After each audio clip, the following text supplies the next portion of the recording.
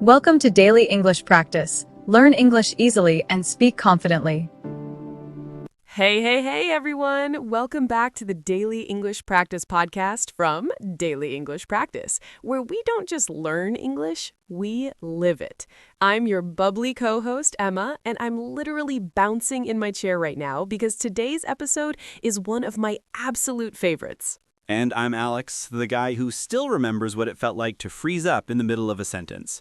Emma, you sound way too happy for 9 a.m. What did you have for breakfast? Pure confidence? Coffee and determination, Alex. Okay, real talk. Raise your hand if you've ever had that moment. You know exactly what you want to say in your head, but when you open your mouth, it comes out like a mix of broken grammar, awkward pauses, and pure panic. I've been there. You've been there. Millions of listeners have been there. But here's the hook that's going to change everything for you today. Fluency and confidence are not about being perfect. They're about showing up every single day, making friends with your mistakes, and turning English into something that feels natural, like breathing. By the end of this episode, you're going to walk away with a complete game plan that actually works. No fluff, no boring textbook stuff, just real, fun, emotional, and super practical tips from two people who've been exactly where you are. So grab your headphones, maybe a notebook, or just your phone notes, and let's dive in. Emma, you ready to make some magic? Born ready, Alex. Let's do this. Quick upbeat transition sound. All right, tip number 1, and this is the most important one, so lean in. Change your mindset first. Most learners think, I have to speak perfectly or people will judge me. Wrong. Native speakers make mistakes too. I once told my British friend I was pregnant with excitement instead of brimming with excitement. He still teases me about it. Classic Emma moment. But seriously, guys, confidence starts in your head. Tell yourself every morning, I'm allowed to sound weird, I'm learning. Replace I'm bad at English with I'm getting better every single day. Try this tiny exercise right now while you're listening. Stand up, look in a mirror, or just imagine one, and say out loud with a big smile, I speak English and I'm proud of it. Say it again, louder this time. Feel that little rush? That's confidence waking up. Yes, I love that. Okay, moving on. Tip 2. Speak every single day, even if it's to your mirror, your cat, or your houseplant. I started by narrating my entire morning routine in English. Okay, Emma, you're brushing your teeth now. Wow, this toothpaste is minty fresh. It felt ridiculous at first, but after 2 weeks, my brain stopped translating from my native language. It just thought in English. Exactly. And here's a fun hack I swear by, the shadowing technique. Find a short YouTube clip or podcast, like us, where the speaker talks at normal speed. Play a sentence, pause, and repeat it exactly. Same speed, same intonation, same energy. Copy the rhythm. It trains your mouth muscles and your brain at the same time. I did this with stand-up comedy clips. Now I can tell jokes in English without sounding like a robot. Emma, remember when I tried to shadow a rap song? Oh my gosh, yes. You sounded like an enthusiastic but very confused British uncle trying to be cool. But guess what? 2 months later, you were freestyling in our group chat. Progress, baby! Both laugh. Tip 3. Listen like your life depends on it. Fluency is 70% input, 30% output. Watch Netflix with English subtitles first, then without. Listen to podcasts while cooking or commuting. Sing along to Taylor Swift, Ed Sheeran, or whatever you love. Music is magic because it teaches natural rhythm and slang. I cried the first time I understood an entire stand-up special without subtitles.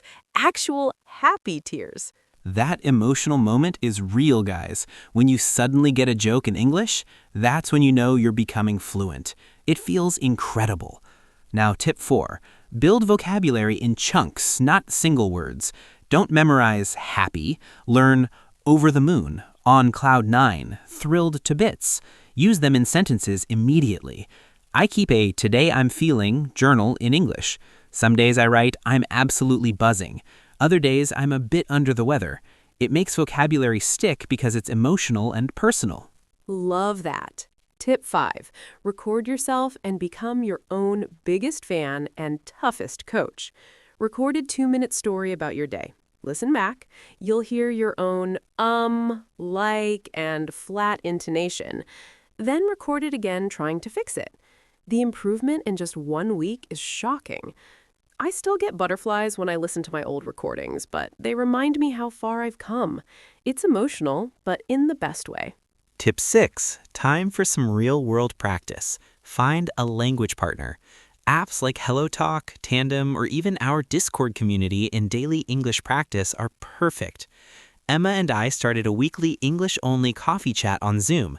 First time we just stared at each other awkwardly. Now we argue about whether pineapple belongs on pizza, in full English with zero fear. Pineapple absolutely does not belong, Alex, but that's the beauty. You can disagree, laugh, and still speak fluently. Tip 7. Think in English. Stop translating in your head. When you see a red light, don't think in your language and translate. Just think, the light is red. I need to stop. It feels slow at first, but your brain rewires faster than you expect. I started doing this in the supermarket, and suddenly I was having full internal monologues about which cereal to buy.